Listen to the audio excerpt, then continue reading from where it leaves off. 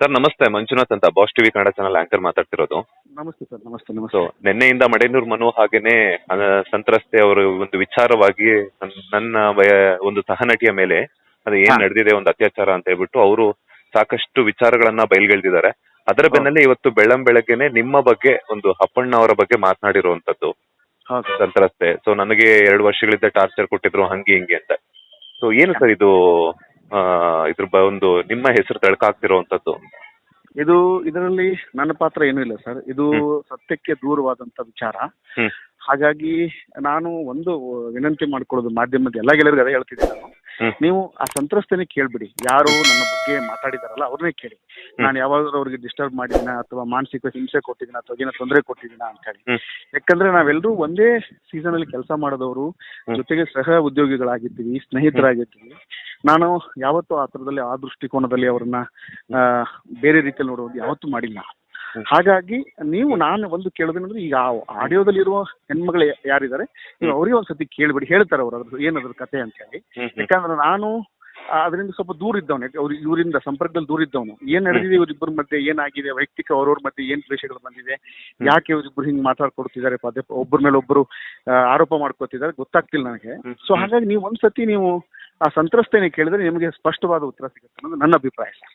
Okay, ನಿನ್ನೆ ಅಷ್ಟೇ ನಾನು ಅವ್ರ ಮಾತಾಡ್ತಿರುವಂತ ಸಂದರ್ಭದಲ್ಲೂ ಹೇಳಿದ್ರು, ಸುಮಾರು ವಿಚಾರಗಳು ಅವರು ಸುಮಾರು ಸಲ ಒಂದು ಆಡಿಯೋ ಆಗಿರ್ಬೋದು, ವಿಡಿಯೋಗಳನ್ನಾಗಿರ್ಬೋದು ಬೆದರಿಸಿ ನನ್ನ ಹತ್ರ ರೆಕಾರ್ಡ್ ಮಾಡ್ಕೊಂಡಿದ್ದಾರೆ ಅಂತ ಹೇಳಿದ್ರು. ಸೊ ಅದು ಆಗಿರಬಹುದಾ ಅಂತ ಅನ್ಸುತ್ತೆ ನನಗೆ. ಅದ್ರಲ್ಲಿ ನಂದು ಒಂದು ಸರ್, ಅದ್ರಲ್ಲಿ ನಂದು ಒಂದು ಆಗಿದೆ. ಏನ್ ಮಾಡ್ಲಿ, ಈಗ ನನ್ನ ಒಬ್ಬನ ಹೆಸರು ಬಂದಿದೆ, ಇನ್ನು ಬೇರೆ ಬೇರೆ ಯಾರ ಹೆಸರು ಹೇಳ್ತಾನೆ ಗೊತ್ತಿಲ್ಲ.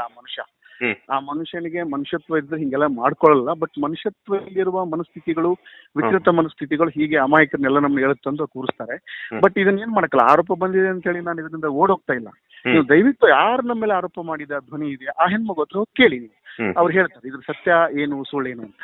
ಓಕೆ, ಇದು ಎಷ್ಟು ವರ್ಷಗಳಿಂದ ನಡೆದಿರುವಂತದ್ದು ಅಂತ ನಿಮ್ಗೆ? 1.5-2 ವರ್ಷದಿಂದ ಇದನ್ನೇನೋ ಮಾಡ್ಕೊಂಡಿದ್ರಂತ ನನಗೆ ಹೇಳಿದ್ರು ಅವ್ರು ಅವಾಗ. ನಾನು ಇತ್ತೀಚೆಗೆ ಒಂದು 4 ತಿಂಗಳಿಂದ ಏನಾಯ್ತು, ನನಗೆ ನನ್ನ ತಾಯಿದು ಸ್ವಲ್ಪ ಸೀರಿಯಸ್ ವಿಷಯಸ್ ಆಗ್ಬಿಟ್ಟು ಅವ್ರನ್ನ ಕಿದ್ವೈದಲ್ಲಿ ಅಡ್ಮಿಟ್ ಮಾಡಿ ಅವ್ರ ಹೋರಾಟದಲ್ಲಿ ಬಿದ್ದುಬಿಟ್ಟೆ. ನಾನು ಈ ಕಡೆ ಗಮನ ಹರಿಸಿಲ್ಲ. ನಾನು ನನ್ನ ತನಕ ವಿಷಯ ಬಂದ್ರು ಕೂಡ ನಾನು ಬುದ್ಧಿ ಹೇಳಿ ಕಳಿಸಿದ್ದೀನಿ, ಯಪ್ಪ ಜಗಳ ಮಾಡ್ಬೇಡ್ರಕ್ಕಂತ, ನೀವೆಲ್ಲ ಬದುಕಿ ಬಾಳ್ಬೇಕಾದವರು, ಮುಂದೆ ಜೀವನದಲ್ಲಿ ನಿಮ್ಗೊಂದು ಉಜ್ವಲ ಭವಿಷ್ಯ ಇದೆ. ಜನ ನಿಮ್ಮನ್ನ ಮಾದರಿ ಇಟ್ಕೊಂಡು ಯಾರೋ ನಮಗೆ ಕೆಲ್ಸಕ್ಕೆ ನಟನೆ ಮಾಡಕ್ ಬರ್ತಿರ್ತಾರೆ ಅಥವಾ ಸಿನಿಮಾದಲ್ಲಿ ಆಕ್ಟ್ ಮಾಡಕ್ ಬರ್ತಿರ್ತಾರೆ, ನೀವಂತವ್ರಿಗೆಲ್ಲ ಮಾದರಿ ಆಗ್ಬೇಕು. ಹಿಂಗೆಲ್ಲ ನೀವು ಒಬ್ಬರ ಮೇಲೆ ಒಬ್ಬರು ಆರೋಪ ಮಾಡ್ಕೊಂಡು ಜೀವನ ಹಾಳು ಮಾಡ್ಕೊಬಿಟ್ಟು ಬುದ್ಧಿ ಹೇಳಿದ್ರೆ ಹೊರತು ನಾನು ಕೆಡಕನ ಬಯಸಿಲ್ಲ. ಹಾಗಾಗಿ ಅವ್ರ ಸಿನಿಮಾ ರಿಲೀಸ್ ಆದಾಗಲೂ ಕೂಡ ಒಳ್ಳೇದಾಗ್ಲಿ ಮೊನ್ನೆ ನಿನಗೆ ಹೀರೋ ಆಗಿ ಮಾಡ್ತಿದೆ ಅಂತ ಬ್ಲೆಸ್ ಮಾಡಿದ್ದೀನಿ ನಾನು ಪ್ರೀತಿಯಿಂದ. ಹಂಗ ಒಳ್ಳೆಯ ಸ್ನೇಹಿತರಿಗೆ ನಾವು ಎಲ್ಲವನ್ನು ಒಳ್ಳೆಯದನ್ನು ಬಯಸುವಂತವ್ರಿಗೆ ಇವರು ನಮಗೆ ವಿಷ ಉಣಿಸುವಂತ ಮನಸ್ಥಿತಿಗಳಿದೆ ಅಂತ ನನಗೆ ಗೊತ್ತಿರಲಿಲ್ಲ. ಬಟ್ ಎಲ್ಲವೂ ನಮಗೆ ಆ ಸಂತ್ರಸ್ತೆ ಹೇಳ್ತಾರೆ ಏನಂತೆ ಸತ್ಯತೆಗಳನ್ನ. ಸರ್, ಈ ಆಡಿಯೋ ವೈರಲ್ ಆದ ನಂತರ ನೀವು ಸಂತ್ರಸ್ತೆಗೆ ಏನಾದ್ರು ಕಾಲ್ ಮಾಡಿ ಮಾತಾಡಿದುಂಟ, ಏನಮ್ಮ ಇದು ನನ್ನ ಬಗ್ಗೆ ಮಾತಾಡ್ತಿದ್ದೀರಾ ಅಂತ ಕೇಳಿದ್ದುಂಟಾ ಅಂತ? ಸರ್ ಅದೇ ನಾನು ಅವ್ರಿಗೆ ಕೇಳಿದೆ, ಏನಮ್ಮ ಹಿಂಗಾಗಿದೆ ಅಂತಂದಾಗ, ಇಲ್ಲ ನಾನು ಅದ್ರ ಬಗ್ಗೆ ಕ್ಲಾರಿಟಿ ಕೊಡ್ತೀನಿ, ಅದು ನನ್ನಿಂದ ಆಗಿರೋ ತಪ್ಪಿದು, ಇದು ನನ್ನ ಬ್ಲಾಕ್ ಮೇಲ್ ಮಾಡ್ಕೊಂಡ್ರು ಆಡಿಯೋ ಇದು. ಸೊ ಹಾಗಾಗಿ ನಾನು ಇದು ಕ್ಲಾರಿಟಿ ಕೊಡ್ತೀನಿ, ನೀನೇ ತಲೆ ಕೆಡಿಸ್ಕೊಬೇಡ ಅಂತಂದ್ರು. ನೋಡಮ್ಮ ನಿನಗೆ ಬಿಟ್ಟಿದ್ದೀನಿ ಅಂತ ಬಿಟ್ಟೆ ಸರ್ ಅಷ್ಟೇ. ಓಕೆ, ಅಷ್ಟೇ.